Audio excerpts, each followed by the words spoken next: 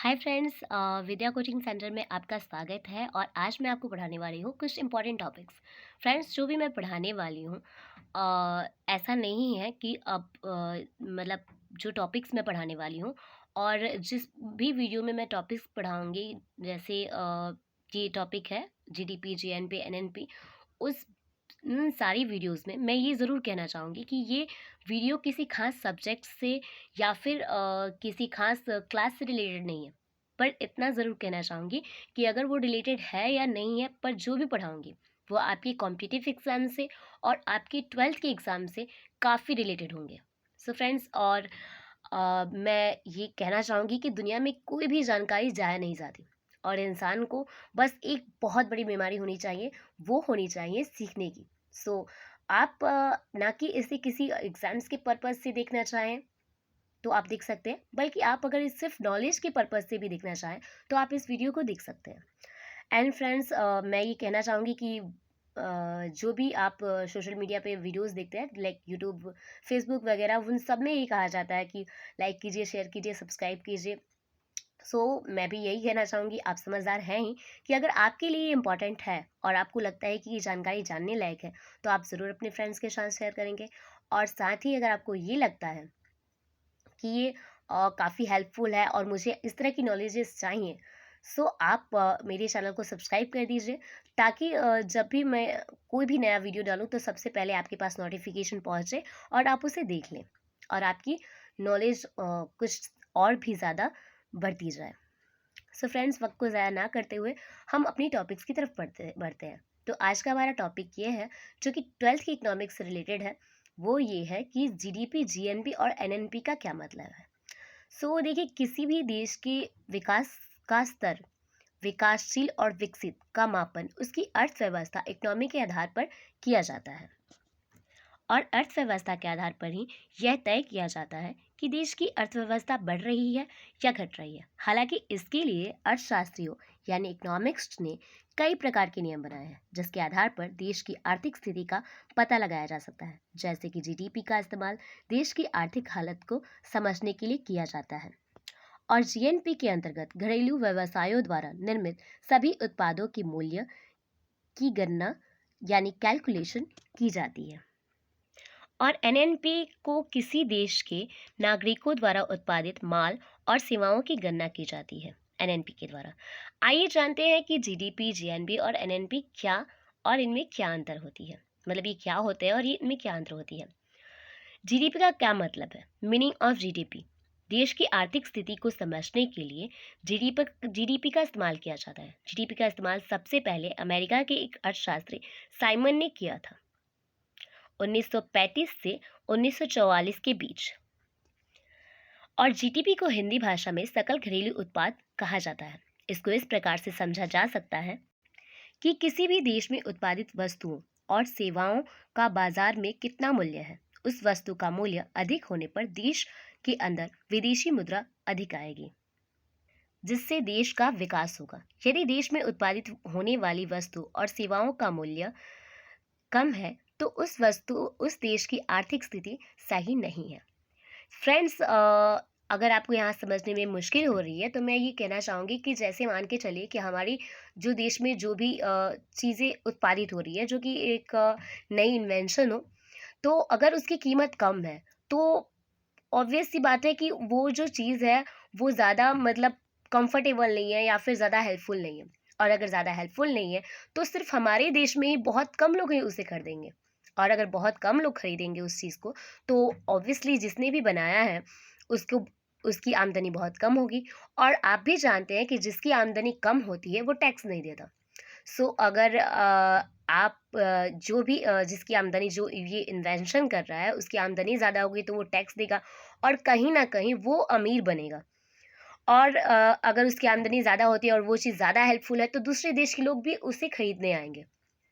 ऐसी सिचुएशन में जो भी हम लोग कमाते हैं, जितना हम 5 रुपये कमाते हैं, 10 रुपये कमाते हैं या 20 रुपये कमाते हैं, हमारे जो भी हमारे देश में जितने भी लोग हैं, अगर वो कमाते हैं तो उन्हें राष्ट्रीय आय के रूप में जोड़ा जाता है। क्योंकि किसी भी देश में हर एक नागरिक कितना विकसित है, उसकी लाइफ कितनी विकासशील रूप से चल रही है, इस पे उस देश का विकासशील होना डिपेंड करता है।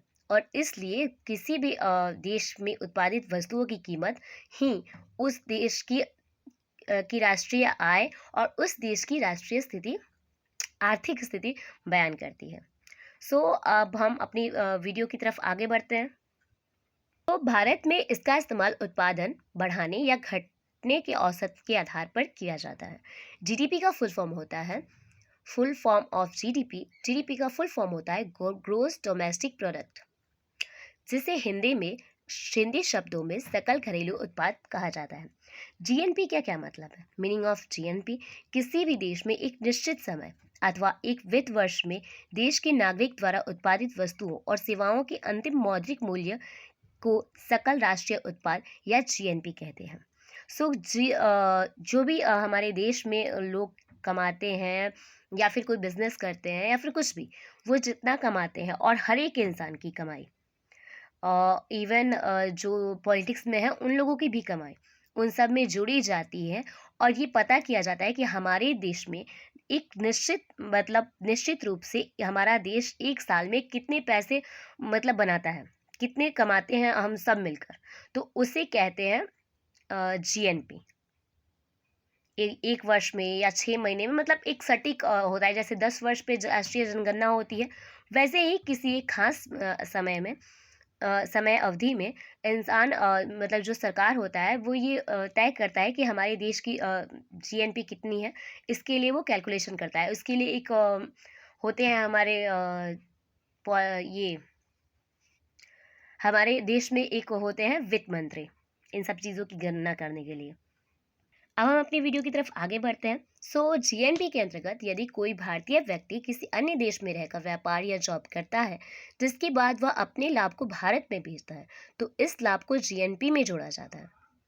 जैसे कि मान के चलिए कि हम शहर में रह के और कमाते हैं, जो भी पैसे कमाते हैं, वो हमारे देश की जीडीपी नहीं है, यानी कि हमारे देश की घरेलू इनकम नहीं है। हमारे देश में ही रहकर या फिर हमारे देश में ही वस्तुओं को उत्पादित कर कर वो शख्स नहीं ये वो शख्स पैसे अर्जित नहीं करता, पर फिर भी वो किसी और देश में रहकर पैसे अर्जित करता है और वो पैसे वो भारत में भेजता है, इसलिए उस पैसे को जीएनपी में जोड़ा जा सकता है। आगे बढ़ते हैं। जिसके बाद वह अपने लाभ को भारत में भेजता है और तो इस लाभ को जीएनपी में जोड़ा जाता है। इसके विपरीत यदि विदेशी कंपनी या कोई विदेशी व्यक्ति भारत में व्यापार या जॉब करके अपने लाभ को भारत से बाहर भेजता है, तो उस लाभ को जीएनपी से घटाया जाता है। अब जैसा कि मान लीजिए कि कोई और इंसान आया है, जो कि अमेरिका का हो गया या चीन का हो गया, और वो हमारे देश में एक कंपनी खोल रहा है और उससे वो सामाने बहुत सारे सामान को बेच रहा है, जो कि हमारे देश के लोग खरीद रहे हैं। लेकिन जो खरीद रहे हैं वो तो हमारे देश के हैं, लेकिन जो उसे बेच रहे हैं अर्थात उन चीज़ों से जो कमा रहे हैं वो हमारे देश के नहीं है। वो जो इनकम होती है, अगर वो हम जोड़ दें अपनी राष्ट्रीय आय में, तो वो सही नहीं हुआ, क्योंकि वो इनकम हमारे देश में रह ही नहीं रही है, वो इनकम विदेश में जा रही है। तो इस वजह से उसे जीएनपी से घटाया जाता है। फ्रेंड्स, आगे बढ़ते हैं हम। और जीएनपी का फुल फॉर्म क्या होता है? जीएनपी का फुल फॉर्म होता है ग्रोस नेशनल प्रोडक्ट, जिसे हिंदी में सकल राष्ट्रीय उत्पाद कहते हैं के नाम से जाना जाता है। और अब हम बढ़ते हैं एनएनपी की तरफ। तो एनएनपी का मतलब क्या होता है? मीनिंग ऑफ एनएनपी, जीएनपी से लागत मूल्य में होने वाले मूल्य ह्रास को हटाने के बाद जो शेष बचता है उसे शुद्ध राष्ट्रीय उत्पाद या एनएनपी कहते हैं। देखिए, मैंने आपको पहले बताया था कि विदेश में अगर हमारे देश का कोई शख्स रह रहा है और विदेश में कमा रहा है और वहाँ का पैसा यहाँ पे भेज रहा है, तो उसे जीएनपी में जोड़ते हैं। और अगर विदेश से कोई इंसान यहाँ पे रह के कमा रहा है और यहाँ का पैसा वहाँ भेज रहा है, तो उसे जीएनपी से घटाते हैं। तो इसका मतलब ये है कि जीएनपी में घटाना बढ़ाना ये चीज़ें जो है वो अभी ज़रूरी है। जैसे मान के चलिए कि हमें घी चाहिए, तो पहले दूध जमाते हैं, फिर दही को महते हैं, ठीक है। तो जो दही जो है वो जीएनपी है, क्योंकि हमें तो घी चाहिए, मक्खन चाहिए। और एनएनपी जो है वो फाइनल चीज़ है, जैसे कि घी, या फिर आप उसे मक्खन भी कह सकते हैं। तो ये बात है कि जीएनपी में अभी कुछ ऐसी चीज़ें हैं जिन्हें शुद्ध करने के लिए, क्योंकि जीएनपी में से घटाना भी पड़ता है। पहले राष्ट्रीय आय में जोड़ते हैं, फिर देखते हैं कि मतलब कहाँ से पैसे आ रहे हैं और कहाँ से पैसे जा रहे हैं। इसलिए जीएनपी में भी घटाना और बढ़ाना बाकी है, और वो घटाने और बढ़ाने के बाद जो शेष बचता है, जो कि नेचुरल हमारी राष्ट्रीय आय होती है, तात्पर्य ये कि जो राष्ट्रीय आय हमारी सही में होती है, और उसमें से ना विदेशों के लिए, विदेश में जाने वाले पैसे को घटाना है और ना विदेश से आने वाले पैसे को जोड़ना है, उससे एनएनपी कहते हैं।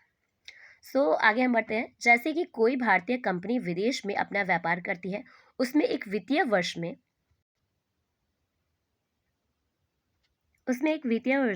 में उसकी लागत के मूल्य में जितनी कमी आती है, उस कमी को जीएनपी से घटा दिया जाता है। जैसे कि किसी उत्पादन के लिए कोई भी मशीन या यंत्र खरीदा जाता है और एक वर्ष में उसकी कीमत जितनी कम आएगी वह एनएनपी में घटाया जाता है।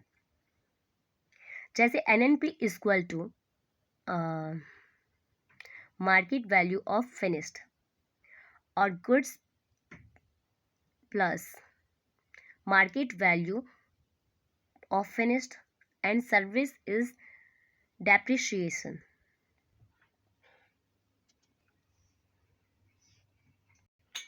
NNP is equal to market value of finished goods plus market value of finished service minus depreciation. तात्पर्य ये होता है कि ग्रोस नेशनल प्रोडक्ट जो है, एनएनपी का जो फुल फॉर्म होता है वो होता है नेट नेशनल प्रोडक्ट, ठीक है, और इसका जो हिंदी होता है वो होता है शुद्ध राष्ट्रीय उत्पाद। तो हमारा तात्पर्य ये है कि शुद्ध राष्ट्रीय उत्पाद मतलब निकालने के लिए हमें मार्केट वैल्यू जो फिनिश हो चुके हैं, जैसे मान के चलिए कि आपको मैंने बताया था कि जो चीज़ें हमें मतलब जैसे कोई एक ऐसा सामान है जिन चीज़ों से हम कमाते हैं, तो जो इनकम हमारी आय बन रही है जिसे हमें और बिजनेस में नहीं लगाना, वो अब उसकी मार्केट वैल्यू ख़त्म हो चुकी है, उसका वो होता है एनएनपी। मतलब जो पैसे हमारी इनकम के स्रोत में होते हैं, जैसे कि हम उसे कमाते हैं, मतलब उसे खरीदना बेचना, और उसके बाद जो आता है, मतलब जैसे आपको मैंने पहले भी बताया था कि जो विदेश में रह के कमाते हैं उसके लिए हम लोग क्या करते हैं कि उनका यहाँ पे पैसा भेजते हैं उसे जोड़ते हैं, और जो यहाँ रह के कमाते हैं और वहाँ पे पैसा भेजते हैं उसे हम घटाते हैं। तो जो जिन पैसों के साथ ये सारी चीज़ें हो चुकी है उसे ही एनएनपी कहा जाता है, अर्थात शुद्ध राष्ट्रीय उत्पाद। इसके लिए goods plus market value of finish किया जाता है, मतलब जो भी हमारी चीज़ें हैं उसमें ये प्लस की जाती हैं जिसकी मार्केट वैल्यू फिनिश हो चुकी है, और सर्विस माइनस डेप्रिसिएशन, जो भी हमारी सेवाओं की कीमत है या फिर जो भी हमारी सेवाएं हैं उनका जो मूल्य ह्रास है उसे माइनस किया जाता है। मेरा इन सारी चीज़ों का मतलब ये निकलता है कि जैसे कि हम लोग कोई सामान खरीदते हैं 50 रुपये में, और उसको बनवाने में अगर हम सेकेंड हैंड खरीदते हैं तो उसे बनवाने में 25 रुपये लग जाते हैं, 75 रुपये लग जाते हैं, और फिर हम उसे 25 रुपये में बेच देते हैं। तो ऐसी सिचुएशन में हमारा जो हानि होता है वो 50 रुपये होता है। और अगर हम ऐसा करते हैं कि 75 रुपये में कोई सामान खरीदते हैं और 100 रुपये में बेचते हैं, तो ऐसी जो प्रोसेस होते हैं उसमें हमें 25 रुपये का लाभ होता है। तो जो चीज़ें हमारी लाभ निकाल दी जाती हैं, हानि निकाल दी जाती है, और जो हमारा शुद्ध रूप से जो पैसा होता है, मतलब लाभ जोड़ दिया जाता है, हानि काट दे, मतलब जैसे मान के चलिए कि अगर आपको किसी को बताना हो कि आपने बाइक कितने में बेची, ठीक है, तो आप तो ये नहीं बोलोगे ना कि मैंने 25 रुपये में खरीदे थे, 75 रुपये में बेचे थे, तो मेरा 50 रुपये लाभ हुआ, ये तो नहीं कहोगे। सीधा कहोगे कि नहीं, मैंने इतने में खरीदा था और इतने में बेचा था, राइट। तो उसे एनएनपी कहते हैं। या फिर आप दूसरा एग्जाम्पल देख सकते हैं, NNP equal to gross national product minus depreciation. आप दूसरा एग्जाम्पल इससे भी समझ सकते हैं कि NNP equal to gross national product minus depreciation. तात्पर्य ये कि एनएनपी जो होता है, नेट नेशनल प्रोडक्ट जो होता है, उसे ग्रोस नेशनल प्रोडक्ट यानी कि सकल राष्ट्रीय उत्पाद में से मूल्य ह्रास को अगर हम माइनस कर देते हैं तो हमारा एनएनपी बचता है। तात्पर्य ये कि जो हमारा मैंने आपको बताया था कि विदेश में जो पैसे जाते हैं वो हमारे जीएनपी में से माइनस होते हैं, तो वो कहीं ना कहीं हमारे देश के लिए मूल्यह्रास होगा, क्योंकि हम विदेशों से सामान खरीदते हैं तो हम अपना पैसा जो होता है वो विदेशों में भेजते हैं, तो वो कहीं ना कहीं हमारे भारत का मूल्यह्रास हो रहा है। अगर हम अपने ही देश का सामान खरीदते हैं और अपने ही देश का पैसा अपने ही देश में रखते हैं, इनफैक्ट अगर हम ऐसा करते हैं कि अपना सामान विदेशों तक बेचते हैं और विदेशों का पैसा यहाँ पे लाते हैं, तो ऐसी सिचुएशन में हमारी जो ग्रोस नेशनल प्रोडक्ट है उसमें वृद्धि होगी। लेकिन अगर हम ऐसा करते हैं कि अपने पैसों को विदेश भेजते हैं और वहाँ से सामान मंगाते हैं, यानी कि हम कहीं ना कहीं विदेशों को विदेश जो है उनको विकसित बना रहे हैं और अपने देश को अविकसित बना रहे हैं। तो यही चीज़ें होती हैं, जो एनएनपी होता है वो ग्रोस नेशनल प्रोडक्ट में से जो मूल्यह्रास कट जाते हैं और जो नेचुरल यानी नेट नेशनल प्रोडक्ट बचते हैं, वही होता है हमारा एनएनपी, जो हमारा नेचुरल सिर्फ हमारे देश का मतलब कमाई होता है, उसमें से ना तो हमें किसी और देश को देना होता है ना कुछ भी, तो उसे कहते हैं एनएनपी। सो अब हम यहाँ पे देखते हैं एनएनपी का फुल फॉर्म क्या होता है। तो एनएनपी का जो फुल फॉर्म होता है वो होता है नेट नेशनल प्रोडक्ट, और इसे हिंदी में के शब्दों में हम शुद्ध राष्ट्रीय उत्पाद के नाम से भी जानते हैं। फ्रेंड्स, जीडीपी, जीएनपी और एनएनपी में की परिभाषा तो हमने जान ली, पर अब इन तीनों में हम अंतर समझते हैं। सो जीडीपी और एनएनपी दोनों अर्थव्यवस्था के राष्ट्रीय उत्पादन और आय को दर्शाते हैं। सो जो हमारी जीडीपी है यानी ग्रोस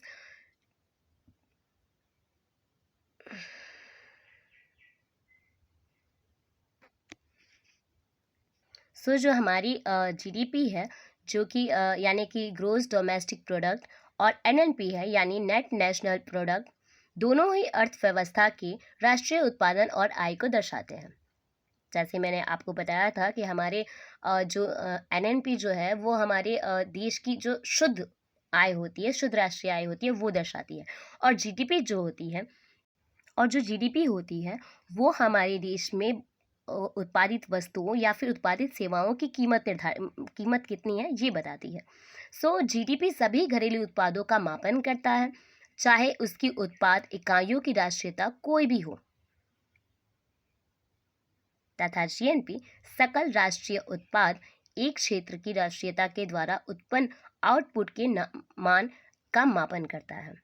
तात्पर्य ये है कि जीडीपी सभी घरेलू उत्पादनों का मापन करता है। जैसे कि मान के चलो जो भी हम चीज़ें बनाते हैं और वो चीज़ें अगर हम विदेशों में भी बेचते हैं, पर उसका इनकम भारत में आ रहा है, क्योंकि हम विदेशों में बेच रहे हैं और हम इंडियंस हैं, तो उसका इनकम तो भारत में ही आना है, तो वो चीज़ें भी जीडीपी जोड़ता है। और जो जीएनपी होता है यानी सकल राष्ट्रीय उत्पाद, ये एक क्षेत्र की राष्ट्रीयता के द्वारा उत्पन्न आउटपुट के मान का मापन करता है। तात्पर्य ये होता है कि जो हमारे देश में किस विदेश से कितना पैसा आ रहा है या फिर कौन पैसा कहाँ जा रहा है, मतलब हर एक चीज़ का अलग अलग ब्यौरा देता है, उसे कहते हैं जीएनपी। मान के चलिए कि अगर हम चीन की कंपनी भारत में बसी है, तो भारत से चीन में कितना पैसा जा रहा है, ये भी चीज़ें जीएनपी में मतलब जीएनपी में ये चीज़ों की भी मतलब अध्ययन हमारे लिए करना ज़रूरी होता है। और हमारी कंपनी एक अमेरिका में है, वहाँ से हमें कितने पैसे आ रहे हैं, इस चीज़ का अध्ययन करना भी जीएनपी के अंतर्गत ज़रूरी होता है। सो जीएनपी में देश या विदेश से प्राप्त होने वाली आय को जोड़ा जाता है, जबकि एनएनपी में लगने वाली लागत में होने वाली कमी को घटाया जाता है। अब यहाँ पे ये बोला जा रहा है कि जीएनपी में देश या विदेश से प्राप्त होने वाली आय को जोड़ा जाता है। जो हमारी विदेशों से आय प्राप्त होती है, जो भी चीज़ें हम बनाते हैं या फिर हमारे देश के लोग विदेश में जाके जॉब करते हैं, उनसे जो आय प्राप्त होती है उसे हम जोड़ते हैं, जबकि एनएनपी में लगने वाली लागत में होने वाली कमी को घटाया जाता है। तात्पर्य ये है कि जो एनएनपी होता है उसमें ऐसी कमी को आने वाली, जैसे कि मान के चलिए कि हमारे देश में मैंने इसे कई बार आपको समझाया है, क्योंकि इसी से रिलेटेड ये क्वेश्चन है कि हमारे देश में किसी और कंपनी की किसी और देश की कंपनी खुली है और हमारे देश से जो भी पैसे उन चीज़ों को खरीदने में लग रही है, और वो पैसे चूँकि वो विदेश से है तो वो तो अपने देश में भेजेंगे, उन चीज़ों को एनएनपी में घटाया जाता है। जीएनपी में आयात और निर्यात के स्थान पर विदेशी आय शामिल होती है। साधारण तौर पर यह कह सकते हैं कि जीडीपी की तुलना में जीएनपी में शुद्ध विदेशी निवेश आय शामिल होती है।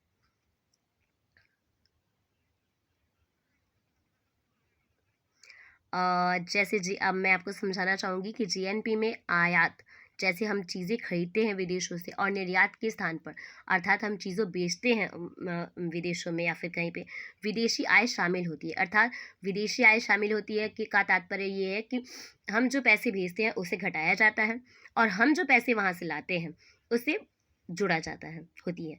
साधारण तौर पर यह कह सकते हैं कि जीडीपी की तुलना में जीएनपी शुद्ध विदेशी निवेश आय शामिल होती है। अब जो जीडीपी है उसमें सिर्फ हमारे देश में ही जो चीज़ें हम मतलब बनाते हैं विदेशों तक बेचते हैं वही चीज़ें शामिल हैं।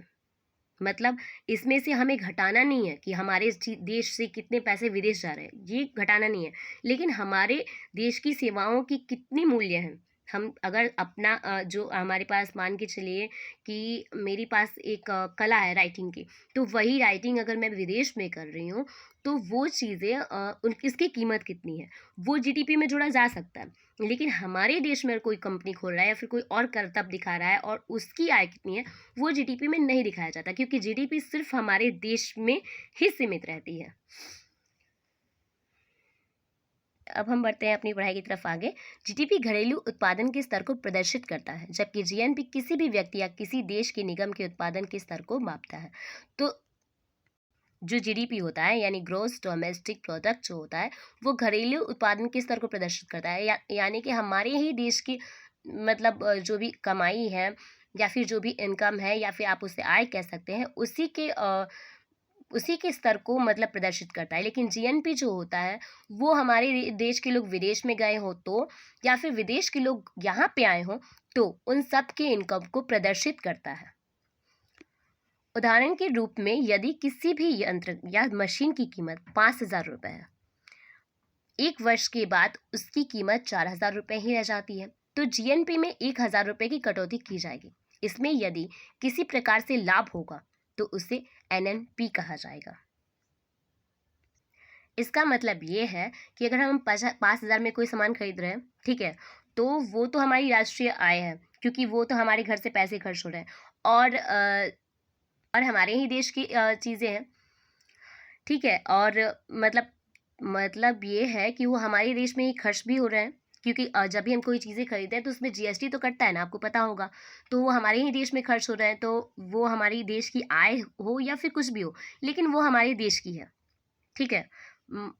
और अगर हम उसको 4,000 रुपये में बेचते हैं तो जो जीएनपी में उसे 1,000 रुपये में कटौती की जाएगी, क्योंकि वो चीज़ें हम घर में यूज़ करते हैं। और आप ही सोचिए कि अगर आप के घर में कोई मशीन खरीदी जा रही है जो कि 50,000 की मशीन है, तो वो अगर आपने उसे तोड़ दिया या फिर कुछ किसी भी तरीके से नष्ट कर दिया तो वो चीज़ें तो राष्ट्रीय आय में नहीं जोड़ी जा सकती ना, कि आपने उसे उसको नष्ट कर दिया, क्योंकि वो चीज़ें आप ना तो बताने जाओगे और ना ही कुछ भी। और अगर आप बेचने भी जा रहे हो उसे 50,000 की जगह पर 25,000 पे, तो आप उसे बताने वाले नहीं हो कि मतलब मुझे इतने का घाटा होगा, ठीक है। उसकी कीमत जो कागजी तौर पे होगी वो 25,000 ही होगी। इसको एनएनपी में जोड़ा नहीं जा सकता, लेकिन हाँ लाभ होगा तो उस एनएनपी में जोड़ा जा सकता है, इसलिए क्योंकि आपने 51,000 में बेचा तो उसका रसीद उसके पास होगा कि हाँ ये 51,000 में बेचा गया, लेकिन जो शख्स ने उसे खरीदा था उसे 50,000 में खरीदा था। तात्पर्य ये होता है कि तात्पर्य ये है कि अगर हम कोई चीज़ ऐसी खरीदते हैं जो हमारे घरेलू प्रयोग में आती है तो उससे सरकार को कोई मतलब नहीं होता, लेकिन अगर उसी चीज़ से हम कमाते हैं तो वो हमारी आय होती है और वो कहीं ना कहीं आगे चल के राष्ट्रीय आय बन जाती है। इसलिए एनएनपी में लाभ को जोड़ा जाता है, हानि को घटाया नहीं जाता, क्योंकि एनएनपी जो होता है वो नेट नेशनल प्रोडक्ट होता है, यानी कि हमारे देश का शुद्ध राष्ट्रीय उत्पाद होता है। और जीएनपी जो होता है वो ग्रोस नेशनल प्रोडक्ट होता है, यानी हमारे देश का सकल राष्ट्रीय उत्पाद होता है। सो फ्रेंड्स, मैंने बहुत ही अच्छे तरीके से इसे समझाने की कोशिश की है। आशा करती हूँ कि आपको समझ में आ गया होगा।